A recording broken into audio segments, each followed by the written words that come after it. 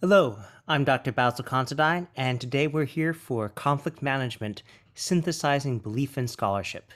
In this targeted webinar, we are going to look specifically at how to write about your beliefs, how to write about what is out there, whether we're talking laws, statutes, codes of conduct, or published scholarly journal articles and textbooks, and how we're going to take those and combine them together to synthesize them to create new meaning, and how to write about that in APA style.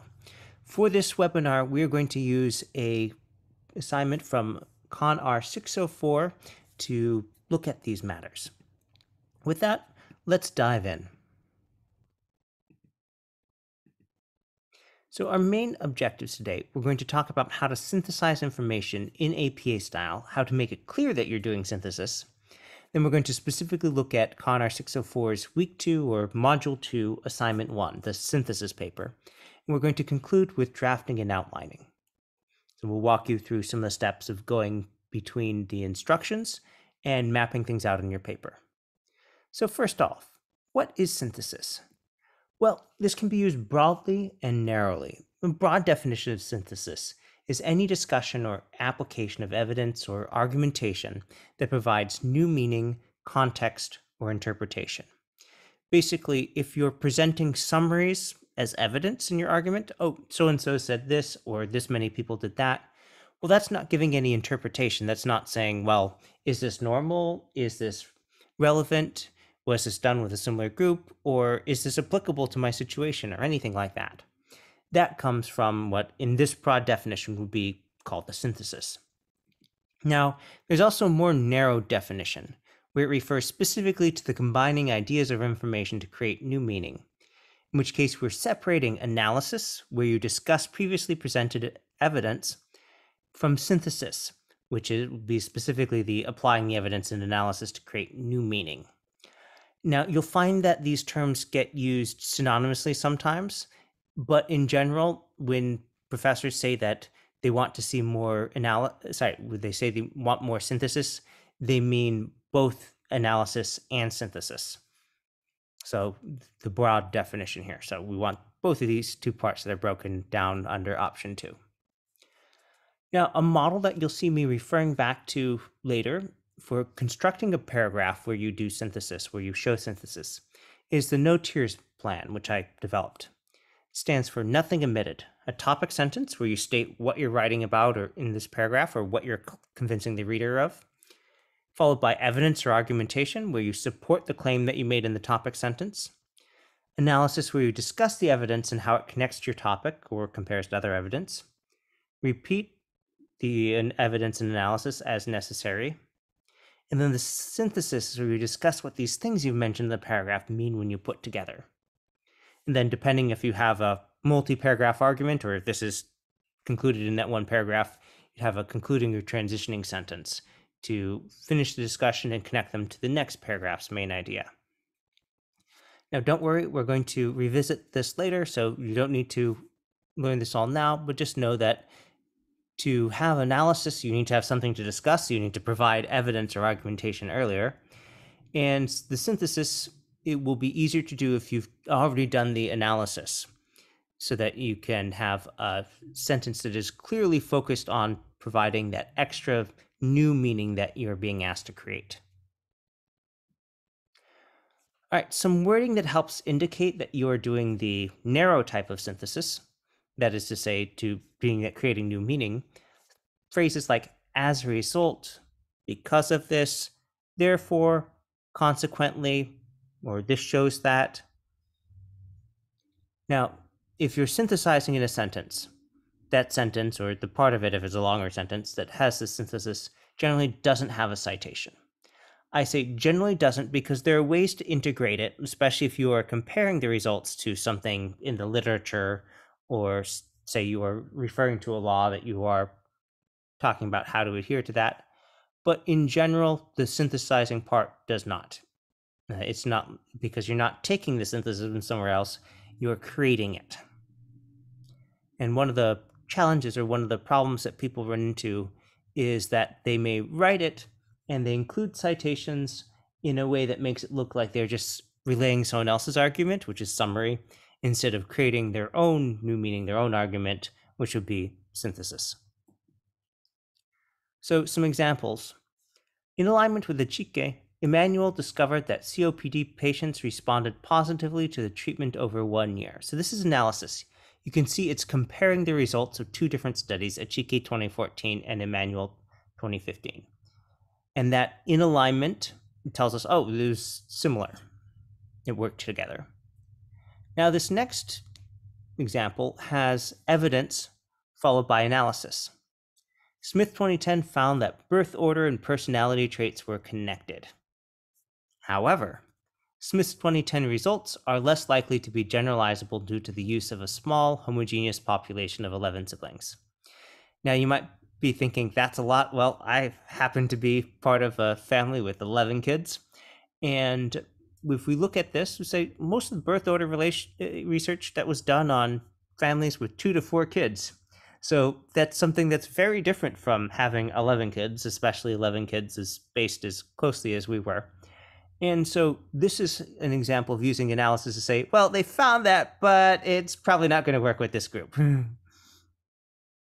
Now, you could add additional information there. You could expand it. We could have a because. So that would be like, however, Smith's 2010 results are less likely to be generalizable due to the use of a small, homogeneous population of 11 siblings, because Smith 2010 used an average population size of 3. And so that explains your reasoning a little bit more. But whether or not you need that will depend on the context. So it's not necessary in all instances, but if you were going to then talk more about what you're proposing instead, well, it might make sense to explain more why you don't think Smith's stuff will work. So let's take a look here. Oh, I'm sorry, that's not the right slide. There we go. We are going to be looking at CONR 604's Week 2, Module 2, Assignment 1, the synthesis paper. Now, this assignment comes up in the Mediation Principles and Practice class, and one of the things that you're being asked to do is to demonstrate that you understand the readings, and you're not just able to repeat them or repeat summaries back to you, or to the reader, but that you can show that you understand by applying them to different situations and forming your own definition. So this assignment asks you to write a reflection paper addressing a set of prompts. Notes include a subheading for each prompt, provide support from course materials or outside academic sources to support each of your responses. And then we have a whole list of questions, and we're not going to go into those now because we'll talk about them in the drafting stage. But you'll see that there is this set of, we've got the big bullet questions. What characteristics does an effective mediator possess? Discuss how barriers. And we also have the smaller ones. And certainly since we have 4 main prompts, we want to make absolutely certain we have a heading for each of those.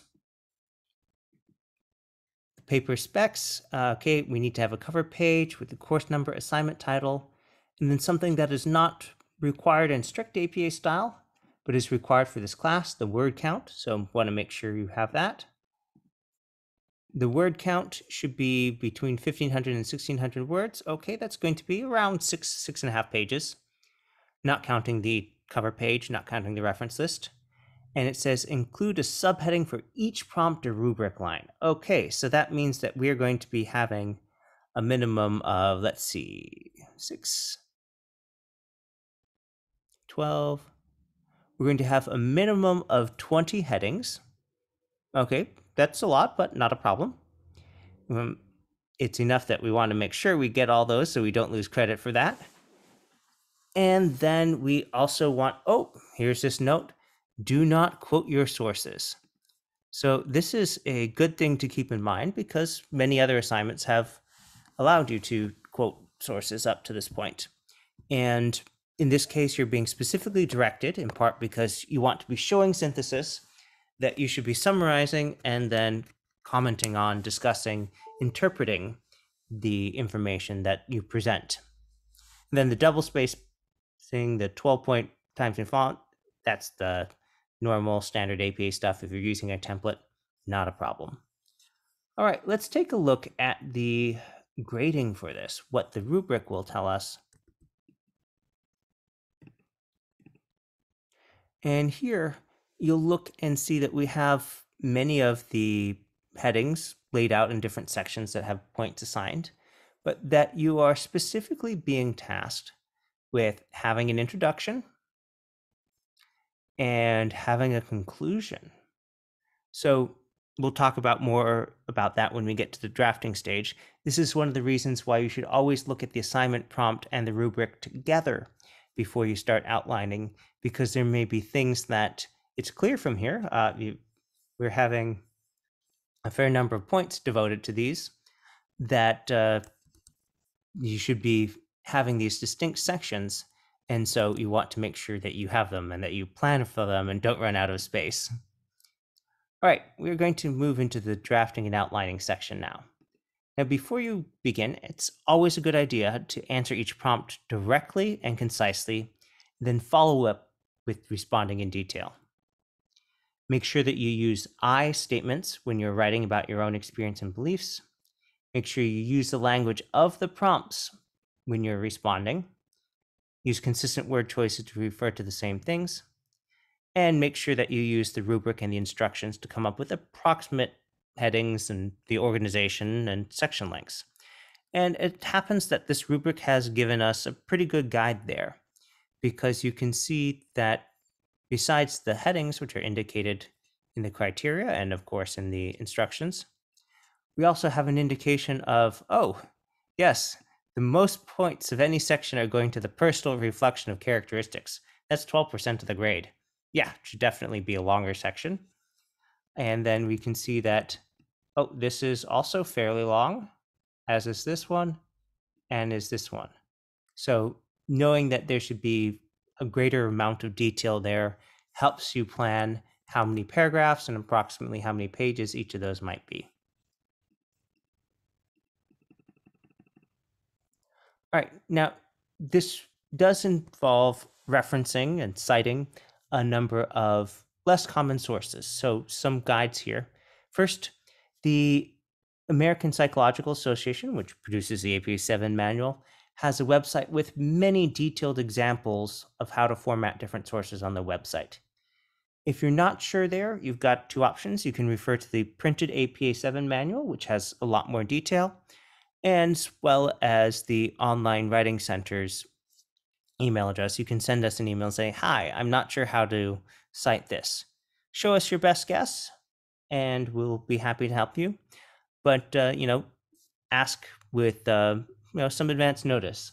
If you're starting to work on your paper on Wednesday and you notice you're not sure about that, contact us sooner rather than later, because if you're emailing at 11:59 p.m. on Monday evening when your paper's due that minute, that's a little bit short.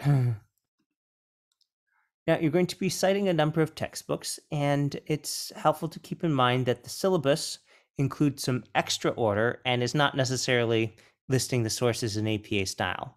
It has things like the ISBN number, which makes it very easy to order that exact book, but would not be included in your reference in APA style. There are also various supplements that make reference to various Texas laws and statutes and other things like that.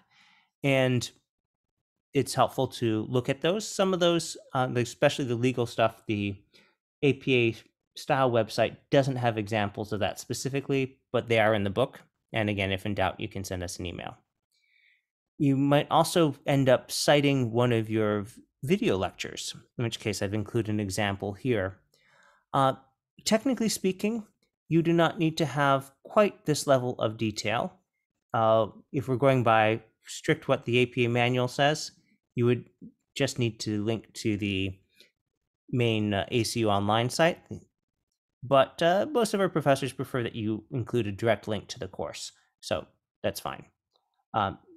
This is not, and this is a change from APA 7th versus 6th, it does not need to be a direct link to the course video, although professors usually will not grade you down if you do, because it's being more specific. Okay, so for this next step, we are moving right along. Our next step, we're going to use a copy of the APA course paper template. So let's go ahead and grab that now. All right, I've opened up here a blank copy of the template, and you can go ahead and fill in your own information later. What we are interested right now is making sure that we get full credit. So since the instructions say include the word count, then I'm going to not only include a word count, but I'm also going to go ahead and highlight this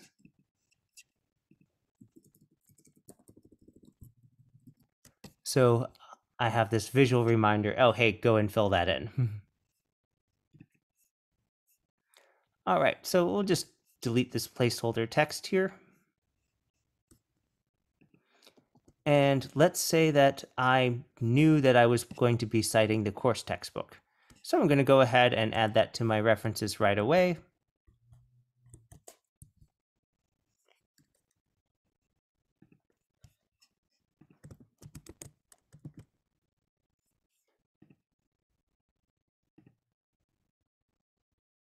And I want to make sure that it is formatted correctly, which in this case would involve not being bulleted.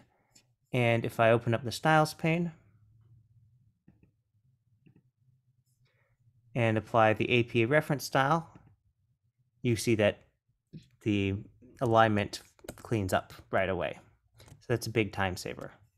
Now I'm also thinking I'm going to want the Fleming entry as well.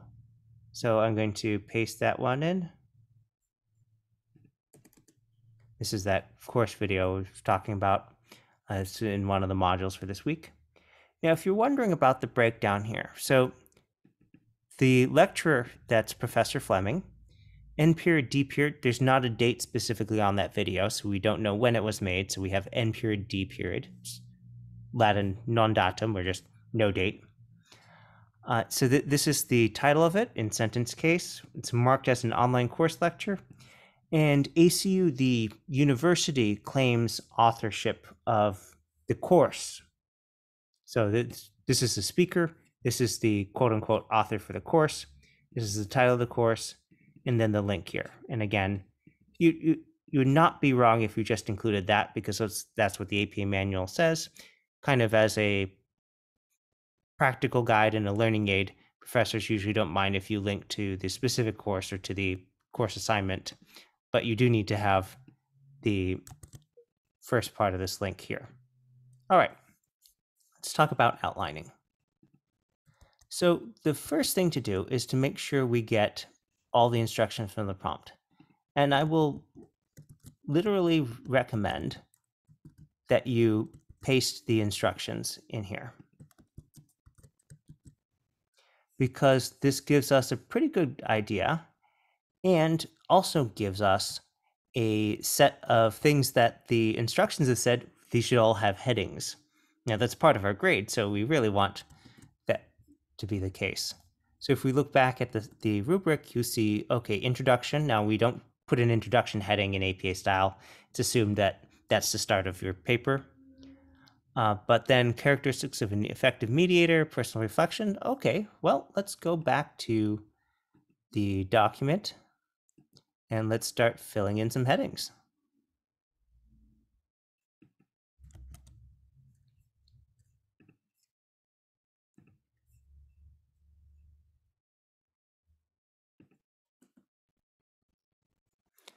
All right, so we'll go ahead and leave us a note here saying, okay, so that there should be an intro paragraph.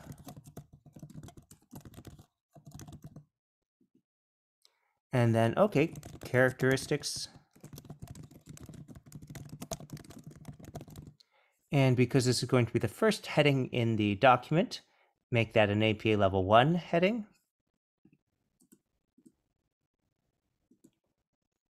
And then if each of these headings and subheadings is getting a section heading, well, in this case will be characteristics, innate or learned. You can have a question mark in the heading, although it's not necessary. All right, so APA level 2 for that one. This one here. This is about my characteristics. So we'll just give that heading as well.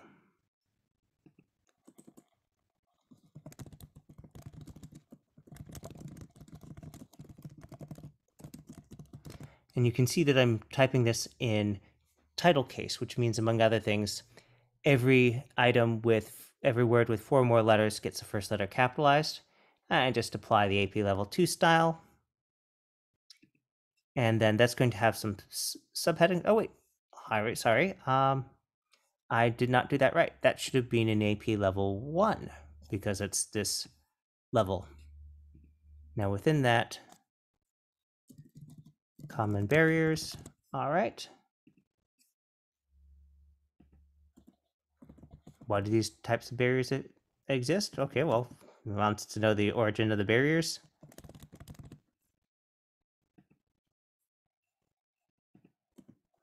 And now the headings do not need to be named fancy or poetic. They just need to be informative. Like so. In this case, it's going to be, let me fix those levels. That should be level 2. There we go.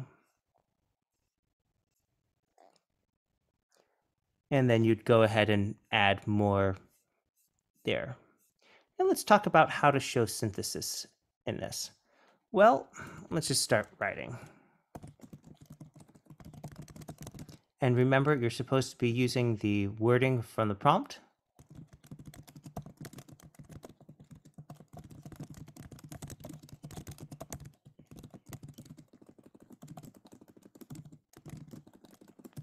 And you know, even before you start doing the reading, that you're going to be starting out with something like this. And then you're going to be discussing each of those in more detail.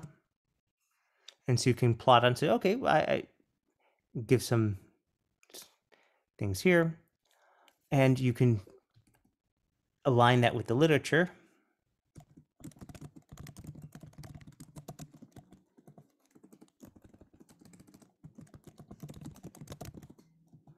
And this is where doing up the outlining before you do the course reading really helps you see what you're supposed to be paying attention to, what is helpful for you to do. So if you start drafting your outline in this way, you go into the reading knowing, oh, I need these things. And when you read it, you can immediately slot it into your outline and help bid out your paper. Now, what about that synthesis bit? Okay, well, if you're giving this follow-up evidence and argumentation, well,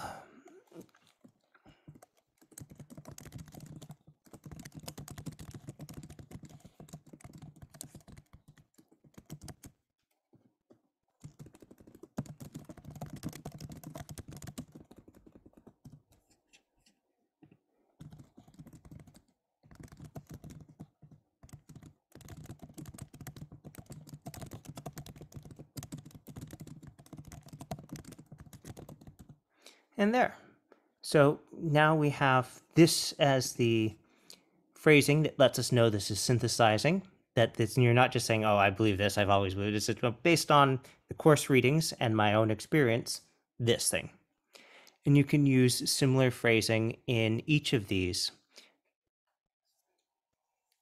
Now, some of these is probably going to be a back and forth between the literature and things that you perceive as a gap, because each of these characteristics, well, they could be something that people have written about, or it could be something that you have focused on that's not written about, and you're talking about your personal lived experience. So you can talk about your life there. Oh, when I was this age, or when I was in this job, this thing came up, or previous client struggled with this, or all those things like that. All right, so that is our quick introduction to how to write about synthesis, to integrate discussion in your own experience and different sources, and how to cite the different types of sources that you encounter in this assignment. So if you have any questions, feel free to visit the Writing Center. We're always happy to help. You can contact us online, schedule an appointment, or visit the Writing Center to look at other resources we have, including several dedicated, more extended webinars specifically on the process of synthesis. Have a good day.